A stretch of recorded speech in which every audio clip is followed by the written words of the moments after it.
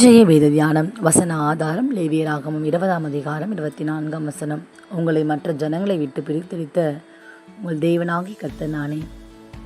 என்னங்க, நம்ம வாழ்கிற இந்த நாட்களில் ஆத்மாவை கரப்படுத்தக்கூடிய காரியங்களை நம்ம சுற்றிலும் அநேகம் இருக்குது.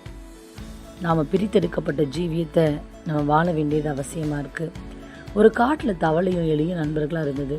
அவருடைய ஃப்ரெண்ட்ஷிப் எந்த அளவுக்குன்னா, கயிறை கட்டி ஒரு பக்கம் தவளையும் மறுபக்கம் எலியும் முடிச்சு போட்டுக்கொண்டு காடெங்கும் சுற்றி திரியும் அளவுக்கு அப்படி ஒரு ஃப்ரெண்ட்ஷிப்.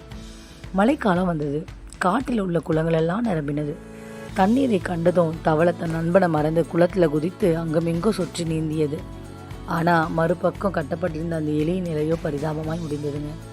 மூச்சு திணறி முடிவிலை செத்தே போய்விட்டது. செத்த எலியை கண்ட ஒரு பருந்து எலியை தூக்கும்போது கூடவே தவளையும் அதற்குணவாய் மாறினது. தகாத நட்புறவினால் ஏற்பட்ட விளைவுதான் இது. இந்த உலகத்தில் நம்ம வாழ்ந்தாலும் நாம் இந்த உலகத்திற்குரியவர்கள் அல்ல, பிரித்தெடுக்கப்பட்டவர்கள். நாம் என்றைக்கு இயேசுடைய இரத்தத்தால் கழுவப்பட்டோமோ அன்று உலகத்தாரை விட்டு வேறு பிரிந்த வாழ்விற்குள் வந்துவிட்டோம். எப்படியும் வாழுங்கன்னு சொல்லி கர்த்தர் நம்மளை விடலை, அவருடைய அன்பிற்குள்ளே நம்மளை கொண்டு வந்தாருங்க. நம்ம கர்த்தருடைய ஜனமாக அவருடைய நாம மகிமைக்காக வேறு பிரிக்கப்பட்ட வாழ்க்கையை நம்ம வாழ அழைக்கப்பட்டிருக்கிறோம். தேவனுடைய பிள்ளைகள் உலகத்தோடு ஒத்து போய்விடக்கூடாது. தானியேலும் யோசேப்பும் வேறு பிரிக்கப்பட்ட வாழ்க்கையை வாழ்ந்து கர்த்தர் தந்த ஆசீர்வாதங்களை பெற்றுக்கொண்டாங்க. ஏங்க, இதை கேட்டுக்கொண்டிருக்கிற நீங்களும் தேவனால் தெரிந்து கொள்ளப்பட்டவர்கள்.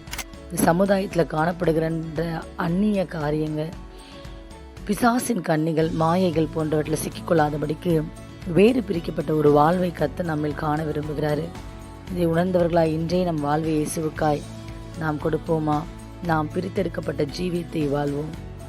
கர்த்தர் நம்மளை ஆசீர்வதிப்பார். ஆமென். Have a grateful day.